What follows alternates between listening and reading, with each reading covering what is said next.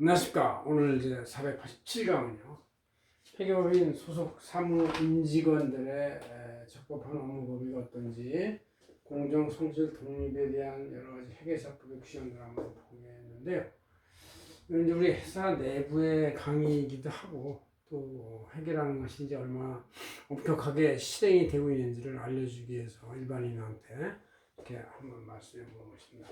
자, 일단 직원들은 회계감사 수행 불가 같이 소속돼 있다더라도 독립성 유지를 해야 되고 비밀 성실의 의미가 있고 직무 제한도 기장과 감사한 절대 중복을 금지하도록 되어 있는 이런 것이 이제 이번 강의 골자인데 이것은 우리 안세재경전을 11월 24일자에 이렇게 내지에 이렇게 쭉 잘 되어 있는 것이죠. 그래서 한번 이렇게 뽑아놨으니까 보시면서 합시다. 내용이 많아가지고 저도 내용을 읽으면서 그냥 하겠습니다.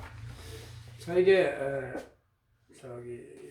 누구나 회사 내 같은 회계사, 안세희분 같은 경우도 회계사 한 120명 정도 말고도 한 250명 정도의 일반 직원이 근무하는데 회계사 1명당 2명 정도의 보조 직원이 있어요. 그래서 이제 보조하면서 비서 역할도 하고 또 일도 같이 하는 것이 있는데 이 중에서 이제 회계 감사만은 되게 엄격한 인증 업무이기 때문에 이 자체가 이제 어려운 절차에 많은 서류를 잘 챙기고 봐야 되는 것이 있기도 하지만 회계감사는 판단의 문제에서 이 고도의 전문성이 요구되기 때문에 웬만한 회계를 안다고 해서 할 수 있는 일이 아니다라는 걸 이제 강조하고 싶어서 하는 얘기죠.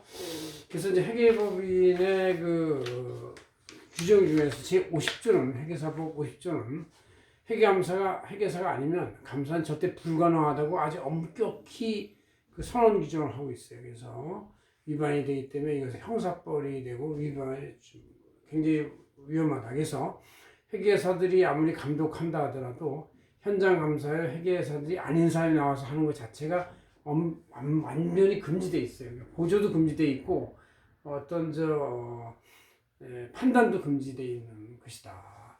이런 얘기죠. 두 번째로 특히 각 직원들의 기장거래처에 대해서 회계감사는 이제 절대 금지하도록 되어 있는 것이고 기장과 직무제한 감사는 중복해서 수행하는 것이 금지되어 있고 물론 이제 비회계사들은 회계감사도 안 되지만 자기 기장거래처에 대해서 기장만 해야 되고 세무시 신고만 해야 되지 회계감사자도 꺼내면 안 된다 그런 얘기죠. 또 이제 또 규정이 또 엄격하게 또 뭐가 있냐면 회계사법 34조에 보면 회계사 중에서도 파트너 이사로 등기된 자만 감사 수행하고 그 나머지 보조 회계사들은 현장에 보조한 회계사로서의 역할, 그러니까 이제 이 보조 회계사로서의 이름을 달고서 일을 하는 것이지 그게 주 책임 회계사, 이사 회계사가 아니다. 이렇게 34조가 규정이 되어 있습니다.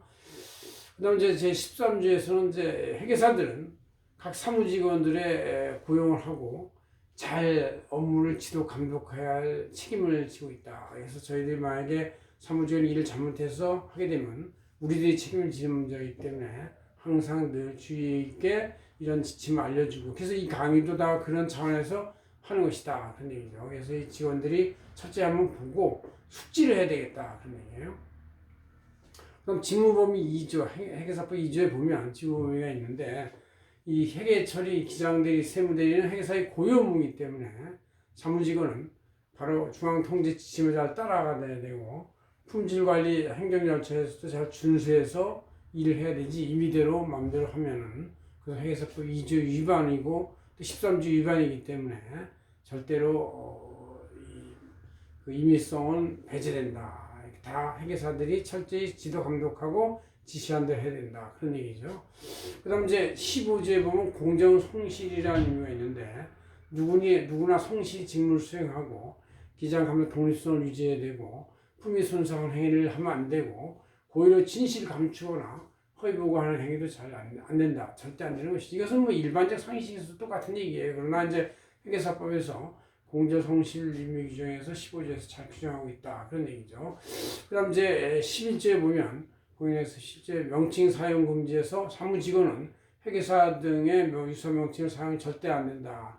사용 불가된 명칭에서도 전무, 상무, 이사, 부대표 등과 같이 회사의 경영진을 그러니까 이거는 이제 회사의 파트너 등기이사 중에서만 할 수 있는 타이틀인데 이런 타이틀을 절대 쓸 수가 없는 것이고, 사용 가능한 것은 이제 사무장, 팀장, 실장, 부장, 과장, 차장 이런 건 이제 이렇게 타이틀을 쓸 수가 있지만, 경영진, 이사 이상급의 어떤 타이틀도 절대 쓸 수 없는 것이 또 회계사법 11조에 규정이 되어 있어요.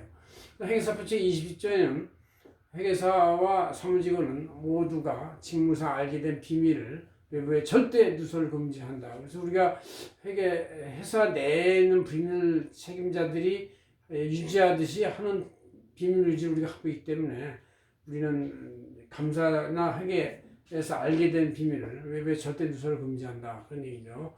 21조에 보면 회계사법 직무 제한 금지가 한번 다시 써 있는데, 회계감사 금지를 하게 되는 그런 거래처에는 어떤 거냐? 본인이나 배우자가 임원인 회사, 1년 내내 직원이었던 회사, 이해관계자 회사 이런 데서 안 되고, 또 재무에게 재무 정보를 제공하거나 내부감사업무를 대행하거나 재무정보 운영 이런 것들 해서도 안 된다. 그런 데서 회계감사하면 안 되고, 자산부채 매도 실사, 가치평가 의견 제시도 안 되고, 인사 조직 지원, 자문 충당금 계산 같은 것 회계감사 업무에 대해서는 직무 제한이 되어 있다. 민형사소송 자문, 자금 조달, 알유지 알선 중개도 안 되는 것이고, 중요한 처분도 의사결정에 임원 역할을 하는 것도 회계감사 업무에 대해서는 절대 직무 제한되는 업무이기 때문에 한번 잘 21조 살펴봐야 한다는 얘기죠. 그 다음 이제 회계사법 35조에는 경업금지가 있는데, 회계법인의 소속 사무직원의 회계사들은 회계법인의 업무에 속하는 동일 업무 유사 업무를 자기나 제3자의 계산으로 할 수가 없는 경업금지, 경업이 아니라 겸직은 가능한데 경제 업무는 할 수가 없다는 얘기죠. 그 다음 이제 22조에 보면 명의 대여 등 금지되어 있어요. 사무직원이 다른 사무에게 회계법인의 명칭의 사용을 금지하고 등록증 대여를 금지한다. 부정 청착 등도 금지하고 금품 이익 수요나 부정 약수를 금지한다. 이런 얘기죠. 위촉인에게 특정한 방법으로 부당행위의 금전 이득을 얻는 것에 대한 협조나 상담도 금지하는 거다. 이렇게 되어 있고요.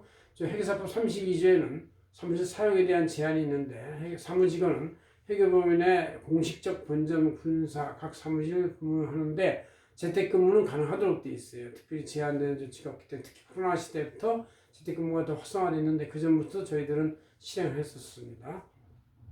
회계사법 위조는 아니지만 소득세법 제70조의 2에서 송신증 확인서도 일종의 회계감사에 준하는 일종의 어슈어런스 인증 업무이기 때문에 소득회계상은 수행 가능하다. 그래서 이제 우리가 송신고를 6월 말 하게 되는데, 이럴 때도 직원들이 보조를 하지만 그 보조된 내용을 다 회계사들이 다시 다 수행을 해서 송신고 확인서에 소명을 최종적으로 할 수 있는 권자는 회계사만 할 수 있다. 이렇게 있어요. 그래서 이렇게 회계법인 내에 회계사들하고 소속직원이 2배 정도 있는데도 불구하고 이렇게 업무에 대한 책임과 구분을 명확히 규정하고 있기 때문에 이대로 그대로 지키지 않으면 회계사법 위반이 돼서 형사법 처벌까지 될 수 있다. 이런 걸 이제 알 수 있습니다.